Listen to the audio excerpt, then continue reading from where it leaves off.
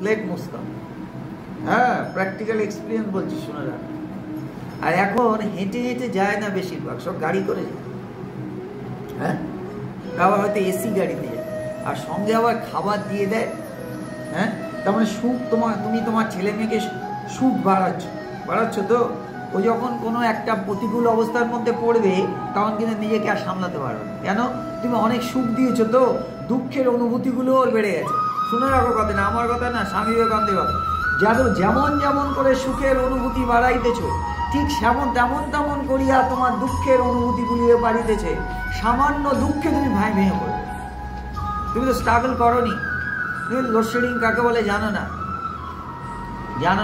তুমি তো গাড়ি চড়ে ছাড়া স্কুলে যাওনি। তুমি তো ভিড় কাকে বলে জানো না। তুমি তো গরম কাকে বলে জানো না। তুমি তো এসি রুমে থেকে অভ্যস্ত হয়ে পড়েছো, জানো না।